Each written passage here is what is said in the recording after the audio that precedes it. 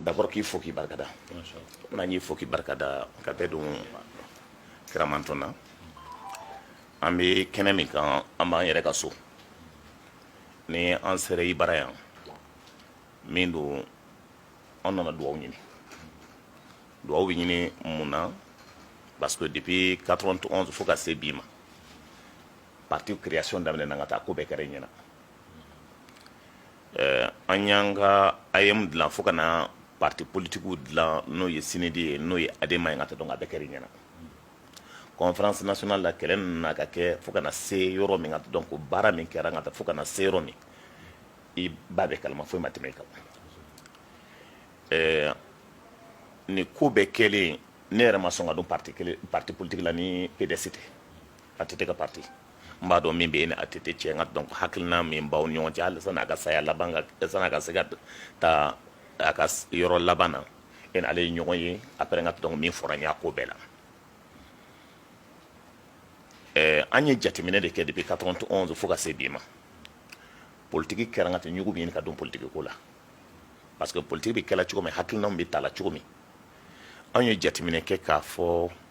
yɛlɛma caman kan ka don a la yɛlɛma bɛ don a la cogo jumɛn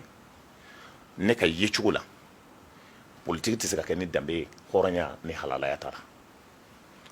mais n'i ye jateminɛ kɛ depuis an ye min kalan tariku la depuis Modibo ka waati la fo ka se bi ma politique lagosila kosɛbɛ hali politique mɔgɔ yɛrɛ b'a fɔ n'u bɛna kuma sɛbɛ f'i ye ko an ka bɔ politique la n'i ye nin bɛɛ jateminɛ k'a lajɛ lagosi min sera maaw ma hakilina min sera maa ma ka tɛ jamana taabolo in an ko yɛlɛma ka don a kɔnɔna na foyi tɛ se ka kɛ ni lamɔ t'a la ni kabila ko t'a la ni danbe ko t'a la ni hɔrɔnya ko t'a la donc an y'an ka parti dilan n'an b'a fɔ a ma ko Union pour la sauvegarde de la République USR ne n'ale bɛ Moribabugu n b'a dɔn i den don n b'a dɔn kosɛbɛ foyi tɛ kɛ n ka taa dɔn n'an tɛ ni n t'a hakilina ɲininka n'an t'a fɛn caman fɔ ɲɔgɔn ma ale b'an ka parti la a sababuya la n ka taa dɔn ko anw nana i kana dugawu k'an ye parce que diɲɛlatigɛ kɔnɔ maa t'a dɔn maa min ka sun ala la ka tɛmɛ dɔ kan responsabilité b'a la homme politique bɛɛ ka responsabilité b'a la mais la jeune génération bi an ko n'an bɛ fɛ yɛlɛma ka don an ka segin an ka kɔrɔlen na maaw bɛ lamɔ cogo min n'i y'a ye ko denmisɛnninw bɛ kari ka cɛkɔrɔbaw nɛni n'i y'a ye ko denmisɛnninw bɛ kari ka fɛn dɔw fɔ gɛlɛya b'a kɔnɔ donc n'an ma bɔ o kɔnɔna na tant que ni bɛɛ jɔyɔrɔ n ka tɛ parce que an ye min fɔ ala ye n'a sera don min parce que dunuya ma segin mɔgɔ ɲɛna a tɛ wuli mɔgɔ ɲɛna ni ko dɔw kɛra n'an ma fɔ n ka tɛ donc n'an ma maaw bilasira n ka tɛ waati min ni se b'a anw ye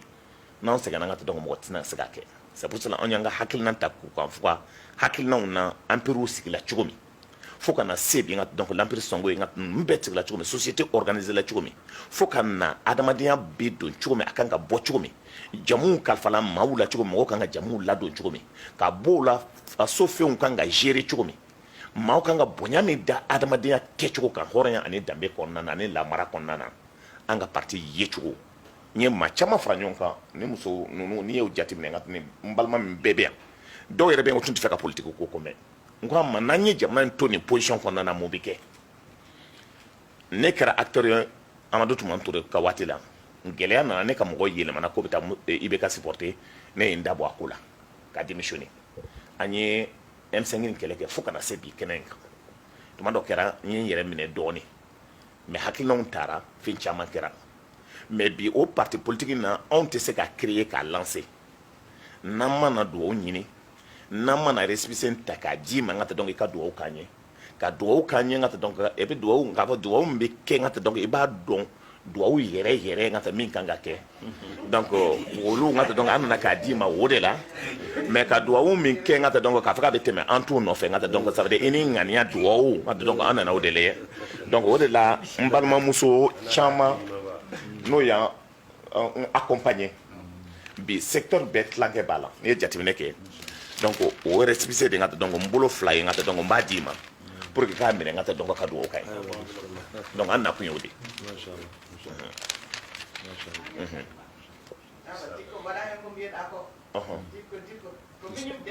Mashallah, mashallah. Mashallah, mashallah. Dem ajara. Ajara. Mashallah. Bismillah. Bismillah ar-Rahman ar-Rahim. alhamdulillah wassalatu wassalamu ala rasulillah ya rabbi ala k'an bɛɛ sababu Amin ya rabbi. ala k'an bɛɛ sababu Amin ya rabbi. baara in dabɔra min kama ala k'a ko ye Amin ya rabbi Allah. ala ka barika don a la Amin ya rabbi. ala k'a kɛ sababu ye ka bɛn ni ɲɔgɔn faamuya don jamana kɔnɔ Amin ya rabbi Allah. ya rabbil alamin Naam. baara tɛ ɲɛ fɛn min kɔ n bɛ dugawu kɛ ala k'o di aw ma Amin ya rabbi Allah. baara o baara n'i y'a ye diɲɛ kɔnɔ n'a baara taara ɲɛ mɔgɔ minnu farala ɲɔgɔn kan ka bɛn ka sabali ɲɔgɔn kɔrɔ ka muɲu ɲɔgɔn kɔrɔ olu de y'a kɛ bɛn de bɛ ko dilan n'i ye ko min ye ko a tiɲɛna a tiɲɛni n'o bonyana bɛnbaliya de y'a tiɲɛ n b'a ɲini ala fɛ ala ka bɛn don aw ni ɲɔgɔn Amin cɛ ya rabbi Allah. bɛn ala ka don jamanadenw ni Amin ɲɔgɔn ya cɛ rabbi Allah. ala ka sabali d'an ma Amin ya rabbi Allah. ala ka muɲu d'an ma Amin ya rabbi. ala ka sabali d'an ma ala Amin ya ka rabbi. muɲu d'an ma Amin ya rabbi. n bɛ deli ka kuma dɔw fɔ n bɛ segin kuma in kan mɔgɔw bɛ don kɛlɛ la n'o ye combat ye il faut jamais se tromper de combat nka min ka jugu n'o ye se tromper d'adversaire n ka kan ka kɛlɛ jumɛn kɛ kɛlɛ kun ka kan ka kɛ jumɛn ye ni mɔgɔ m'o dɔn i bɛ erreur caman kɛ dɛ i bɛ nimisa caman kɛ jamana in kɔnɔ bi an ka combat ye min ye o ka kan ka dɔn an ka adversaire bɛrɛbɛrɛ yɛrɛ ye jɔnni ye o ye mun ye an ka kan k'o dɔn est ce que o ye an yɛrɛ dama ye wa anw de ka kan ka ɲɔgɔn kɛlɛ wa an ka kan ka ɲɔgɔn buruja wa an kan ka ɲɔgɔn dɔgɔya ka ɲɔgɔn neni wa o de bɛ jamana jɔ wa o t'a jɔ jogo minnu y'a to mali binna fo diɲɛ maa bɛɛ lajɛlen nana k'u bɛ anw lawuli an bɛ lagosi ko diɲɛ bɛɛ b'a fɛ k'an lawuli k'an dɛsɛra wuli la o jogow de ka kan ka kɛlɛ anw fɛ ça le véritable adversaire min b'an na o y'o jogow de ye o min tun t'an tabiya ye an danbe tun tɛ n'an y'o ta o de y'an bi c'est l'ignorance le sous-développement adamaden n'i ma ko dɔn i tɛ ko kɛ fɛn min b'a to mɔgɔ bɛ ko dɔn a bɛ f'i ɲɛna a bɛ k'i ɲɛna sabali ni muɲu de b'o di adamaden ma ni maa ma ko dɔn i tɛ ko kɛ dɛ ni maa ma ko dɔn i tɛ ko kɛ donc jamanadenw anw ka jamana in tun ye ko dɔn jamana de ye bɛɛ lajɛlen ko mali ba mali bɛ tan mali bɛ tan mali bɛ tan wɔkɔlɔw m'o kɛ jinɛw m'o kɛ an b'an dusu gosi ko an bɔra maa minnu na olu ka baara don olu y'o baara in kɛ ni hakilimaya de ye u y'a kɛ ni kodɔn de ye u y'a kɛ ni sabali de ye u y'a kɛ ni muɲu de ye kuma jamana tɛ se ka ɲɛ abada fo o jogo minnu bɛ hadamaden bonya an k'o jogow ta kɛ tiɲɛtigi ye hali ni mɔgɔw bann'i la o de bɛ maa bonya kɛ laadiri ye hali ni mɔgɔw bann'i la o de bɛ maa bonya wa i tɛ se ka kɛ tiɲɛtigi ye ka kɛ laadiri ye fana ko maaw bɛ ban i la ko o kuntala bɛ janya ayi ni maaw nana faamu k'i ye tiɲɛtigi ye i ye laadiri yɛrɛ ye minnu bann'i na olu bɛ tila ka sɔn i la a bɛ tila ka bin n'a ma jɔ tiɲɛ kan an bɛ min na nin ye an bɛ to o de la ɲɔgɔn jalaki ɲɔgɔn neni ɲɔgɔn buruja ɲɔgɔn kɛ nin ye kari de n'o dɔn anw n'o tɛ kura kɛ o tɛ jamana jɔ voilà bi jamanaden bɛɛ lajɛlen ka kan ka ɲɔgɔn minɛ au moins pour que an ka bɛn sur le minimum pour que république n'an b'a la ani nation n'an b'a la pour qu'elle ne s'effrite pas parce que anw ka jamana crise fɛn o fɛn kɛra a la a crise kɛra ni a taara ni régime ye a taara ni état yɛrɛ ye mais a ye nation to yen jamana b'a nɔ na mais anw bɛ lahalaya min na bi c'est la nation qui est en danger sigiɲɔgɔnw maa minnu tun bɛ ayiwa kow kɛ ɲɔgɔn fɛ olu yɛrɛ dama n'olu de ye jamana ye n'olu nana ayiwa u ɲaraki ka kɛ ɲɔgɔn kan k'u t'a fɛ ka ɲɔgɔn ye pewu nation ko bɛ min jamana ko bɛ min danbe ko bɛ min a tɛ se ka ɲɛ abada fo an ka nation yɛrɛ de restaurer o dun tɛ ɲɛ abada n'an yɛrɛ dama ma bɛn ko la nin baara minnu ni olu bɛ sen na n'o ye ka a partiw dilan parti minnu b'a dɔn k'a fɔ ko danbe b'an na taayɔrɔ b'an na bɔyɔrɔ b'an na an ka segin olu ma an ka k'an yɛrɛ sugu ye tuma dɔ la ni ala sɔnna ko be nyambulo ala ka o baaraw sabati ala ka o baaraw sabati hali bi ala ka muɲu di ala ka sabali di ya rabbi ala ka muɲu di ala ka sabali di e min bɛ jama ɲɛma e de bɛ kɛ sunugu ye ko caman bɛ mɛn peut-être tuma dɔ la a tɛ faamu n'a kumaw fɔra ni dusu bɔra jama in bɛ yɛrɛkɛ dɛ ni min ma faamu mɔgɔw lasigi k'u la faamuya u k'a faamu tuma dɔ la ni e dusu teliyara e dun de bɛ jama ɲɛ ko in dilali a bɛ gɛlɛya voilà a bɛ gɛlɛya fɛn caman bɛ fɔ i b'a dɔw yɛrɛ mɛn a bɛ f'i ma a dɔw tɛ tiɲɛ ye a dɔw bɛ se ka kɛ tiɲɛ ye ni min tɛ tiɲɛ ye i ka kɛ yafaba ye ni min ye tiɲɛ ye i k'i yɛrɛ corriger adamadenya bɛ dilan ten de maaw bɛ ɲɔgɔn dafa maa si dafalen tɛ fɛn caman fɔra diko ma a bɛ ka fɔ a ma hali bi fulaw ye dɔ fɔ a ma kaadɔw ye dɔ fɔ a ma bɛɛ ye dɔ fɔ a ma nka fɛn o fɛn bɛ fɔ a bɛɛ bɛ dɔ fara i kan a bɛ dɔ fara i hakili kan a bɛ dɔ fara i ka kodɔn kan i b'a dɔn tuma dɔ la dɔw bɛ fɔ i ma a bɛɛ tɛ nkalon ye o voilà i fana ka sɔn o ma ka i yɛrɛ corriger ni ala sɔnna baaraw bɛ ɲɛ ala k'a ɲɛ an bolo ala ka hɛrɛ k'an ye an ca ni baraji a kulubali kulubali la ka de n ko i ka kumaw bɛ a ɲɛna i ye dugawu min k'a ɲɛna i bɛ dugawu kan fana ye an ka dugu fana minɛ Dinanguru minɛnen don dɛ depuis le 2 mai Dinanguru minɛnen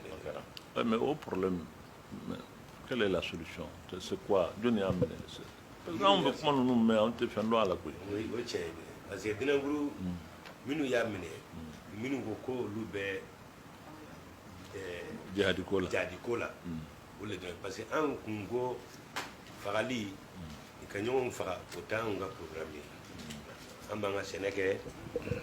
an b'an ka fɛngɛ bɛɛ kɛ mais ka don fɛngɛ na k'an bɛna taa kɛlɛ de kɛ n ko anw tɛ se ka o kɛ mais tout sisan kalo damadamani na k'a daminɛ le 2 mai ka na bila sisan ma Dinanguru korilen de don bon an yɛrɛ t'a dɔn an ka imamu yɛrɛ wulila an ka sunna imamu minnu bɛ yen u wulila u ka taa u ɲininka ni silamɛya de don a ye na an ka sigi ka kuma o ko non ko mɔgɔ tɛ bɔ olu ko bon mun de kama don mɔgɔ tɛ bɔ o ko k'olu kɔni tɛna dugu kɔnɔ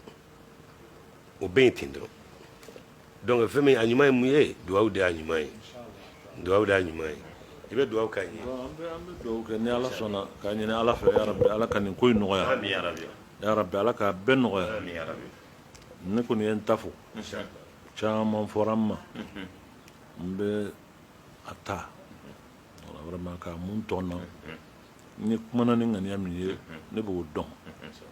ne y'a jira kabini ni ko in daminɛna n ko an kana to ko in ka wara ka dan tɛmɛ a y'a to an ka maa ninnu wele n'u ko silamɛya ko don an n'u ka sigi jinɛw tɛ waraw tɛ adamadenw don olu tun bɛ min na u bɛ min na bi u tun tɛ ten o hakili wɛrɛ de sɔrɔla ka u don nin na peut-être n'an n'u kumana hakili bɛ se k'u bɔ a la an k'a to an n'u ka kuma bon o kuma in ma faamu a ma faamu u ye kuma in yɛlɛmɛ ka kɔrɔ caman don kuma in na a laban kɔni an y'an daminɛ k'an sigi fɔlɔ ni yamaruya dira an ma ko an ka fɛɛrɛ ɲini a la an bɛ fɛɛrɛ ɲini nka jamana bɛ maa minnu bolo n'olu bɛ se ka fɛɛrɛ sɔrɔ a la u ma fɛn fɔ an ɲɛna an bɛ dugawu k'u ye ala ka fɛɛrɛ nɔgɔya ala k'an bɛɛ sababa salamu aleykum duwawuba in de tora non bon o duwawu in tɛ se ka kɛ ten de ne m'o kɛ an ye nka i b'a kɛ mais a bɛ tila ka fɛn tɔw ɲɛnabɔ de duwawu wɛrɛ bɛ mɛn non o bɛ ɲɛnabɔ a fɛnɛ o donc a daminɛ bismillah بسم الله الرحمن الرحيم اللهم صل على محمد وآل محمد كما صليت على إبراهيم وعلى آل إبراهيم وبارك على محمد وآل محمد كما باركت على إبراهيم وعلى آل إبراهيم في العالمين إنك حميد مجيد اللهم ربنا تقبل منا إنك أنت السميع العليم وتب علينا إنك أنت التواب الرحيم صلى الله على محمد وآله وصحبه وسلم وآخر دعوانا أن الحمد لله رب العالمين كانوا الدعوة وبكي سرمانين دي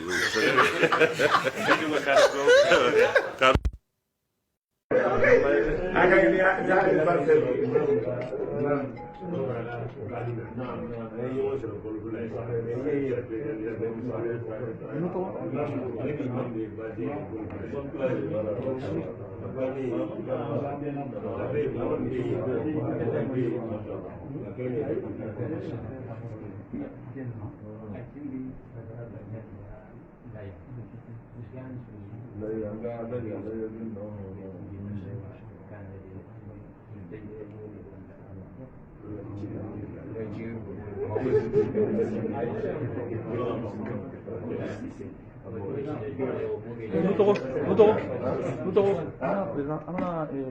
interview en français pour les jeter.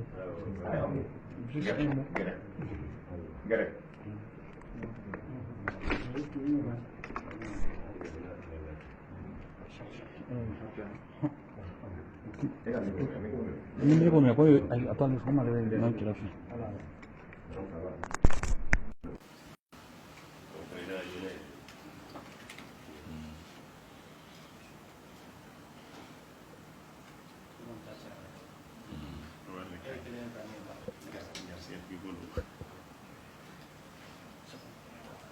Bonsoir. Bonsoir. Vous venez tous de rencontrer une délégation du nouveau parti né qui s'appelle ICER. Quels sont les conseils que vous avez dû produire à ces jeunes? Bon, je remercie d'abord cette délégation, et remercier tous les membres et leur souhaiter vraiment très bonne chance et bon vent. J'espère bien que ce ne serait pas un parti de plus, mais ça va être une valeur ajoutée sur ce qui est déjà là. Je l'ai dit, je le répète, aujourd'hui les Maliens ne doivent pas se tromper ni de combat ni d'adversaire. Notre adversaire aujourd'hui, c'est l'ignorance, c'est le sous-développement, c'est vraiment la désunion, c'est la haine et le rancœur qui est dans les cœurs qu'il faut combattre pour vraiment créer un sursaut aujourd'hui pour aller vers l'essentiel qui est sauver notre patrie. C'est vraiment l'essentiel. Si c'est vraiment toute action qui rentre dans ce sens, à notre soutien. Voilà, merci bien.